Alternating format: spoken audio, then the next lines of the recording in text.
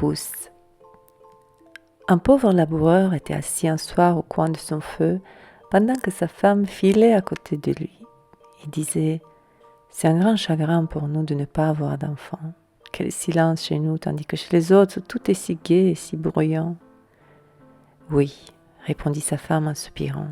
« Dussions-nous n'en avoir qu'un seul, pas plus gros que le pouce, je m'en contenterais et nous l'aimerions de tout notre cœur. » La femme, sur ces entrefaites, devint souffrante, et au bout de 7 mois, elle mit au monde un enfant bien constitué dans tous ses membres, mais qui n'avait qu'un pouce de haut. Elle dit, « Le voilà tel que nous l'avons souhaité, il n'en sera pas moins notre cher fils. » Et à cause de sa taille, ses parents le nommèrent Tom Pouce. Ils le nourrirent aussi bien que possible, mais il ne grandit pas et resta tel qu'il avait été à sa naissance. Cependant, il paraissait avoir de l'esprit. Ses yeux étaient intelligents et il montra bientôt dans sa petite personne de l'adresse et de l'activité pour mener à bien ce qu'il entreprenait. Le paysan s'apprêtait un jour à aller abattre du bois dans la forêt et il se disait à lui-même « Je voudrais bien avoir quelqu'un pour conduire ma charrette. »« Père, » s'écria Tom Pouce, « je veux la conduire, moi. Soyez tranquille, elle arrivera à temps. » L'homme se mit à rire. « Cela ne se peut pas, dit-il, tu es bien trop petit pour conduire le cheval par la bride. »« Ça ne fait rien, père. Si maman veut atteler, je me mettrai dans l'oreille du cheval et je lui crierai où il faudra qu'il aille. »« Eh bien, répondit le père, essayons. » La mère attela le cheval et mit Tom Pouce dans son oreille, et le petit homme lui cria le chemin qu'il fallait prendre. Si bien que le cheval marcha comme s'il avait eu un vrai charretier, et la charrette fut menée au bois par la bonne route. Pendant que l'équipage tournait au coin du nez et que le petit homme criait « Dia, Dia », il passa par là 2 étrangers. « Grand Dieu !» s'écria l'un d'eux, « qu'est-ce cela ? Voilà une charrette qui marche, on entend la voix du charretier, mais on ne voit personne. »« Il y a quelque chose de louche là-dessus, dit l'autre. Il faut suivre cette charrette et voir où elle s'arrêtera. » Elle continua sa route et s'arrêta dans la forêt, juste à la place où il y avait du bois battu. Quand Tom Pouce aperçut son père, il lui cria « Vois-tu, père, que j'ai bien mené la charrette ? Maintenant, fais-moi descendre. » Le père, s'assisant à l'abri d'une main, prit de l'autre son fils dans l'oreille du cheval et le déposa par terre. Le petit s'assit joyeusement sur un fétu. Les 2 étrangers, en apercevant Tom Pouce, ne savaient que penser, tant il était étonné. L'un d'eux prit l'autre à part et lui dit « Ce petit drôle pourrait faire notre fortune si nous le faisions voir pour de l'argent dans quelque ville.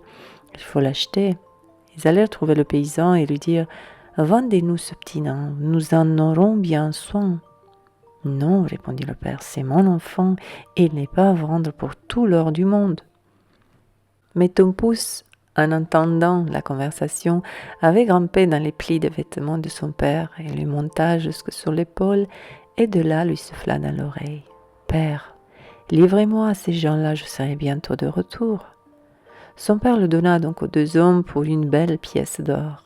« Où veux-tu te mettre ?» lui dirent-ils. « Ah, mettez-moi sous le bord de votre chapeau, je pourrai me promener et voir le paysage et j'aurai bien soin de ne pas tomber. » Ils firent comme ils voulaient, et quand Tom Pouce eut dit adieu à son père, ils s'en allèrent avec lui et marchèrent ainsi jusqu'au soir. Alors le petit homme leur cria « Arrêtez, j'ai besoin de descendre. »« Reste sur mon chapeau, dit l'homme qui le portait. Peu m'importe ce que tu feras, les oiseaux m'en font plus d'une fois autant. »« Non pas, dit Tom Pouce, mettez-moi en bas bien vite. » L'homme le prit, le posa par terre dans un champ près de la route. Il courut un instant parmi les mottes de terre et tout d'un coup il se plongea dans un trou de souris qu'il avait cherché exprès. « Bonsoir, messieurs, partez sans moi, leur cria-t-il en riant. Ils voulurent le rattraper en fourrageant le trou de souris avec des baguettes, mais ce fut peine perdue. Tom s'enfonçait toujours plus en avant. Et la nuit étant tout à fait venue, ils furent obligés de rentrer chez eux en colère et les mains vides. Quand ils furent loin, Tom Pouce sortit de son souterrain. Il craignit de se risquer de nuit en plein champ, car une jambe est bientôt cassée. Heureusement, il rencontra une coque vide de limaçon.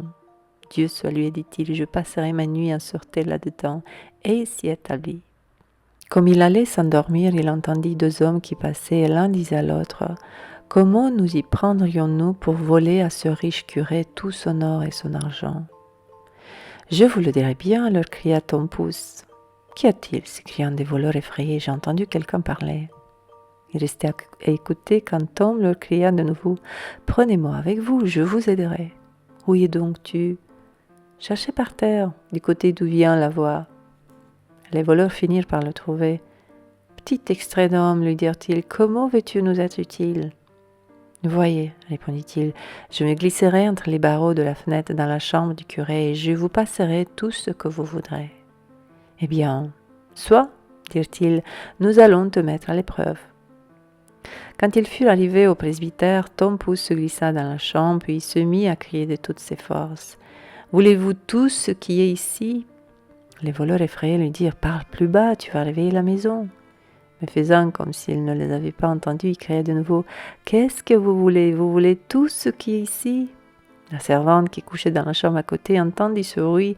Elle se leva sur son séant et prêta l'oreille. Les voleurs avaient battu en retraite. Enfin, ils reprirent courage et, croyant seulement que le petit drôle voulait s'amuser à leurs dépenses, ils revinrent sur leurs pas et lui dirent tout bas « Plus de plaisanterie, passe-nous quelque chose. » Alors Tom s'est mis à crier encore du haut de sa tête « Je vais vous donner tout, tendez les mains !»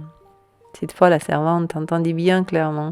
Elle sauta du lit et courut à la porte. Les voleurs, voyant cela, s'enfuirent comme si le diable eût été à leur trousse. La servante, n'entendant plus rien, alla allumer une chandelle. Quand elle revint, Tom Pouce, sans être vue, fut se cacher dans le grenier au foin. La servante, après avoir fureté dans tous les coins sans rien découvrir, alla se remettre au lit et crut qu'elle avait rêvé. Tom Pouce était monté dans le foin et s'y était arrangé un joli petit lit. Il comptait s'y reposer jusqu'au jour et ensuite retourner chez ses parents. Mais il devait subir bien d'autres épreuves encore, tant on a du mal dans ce monde.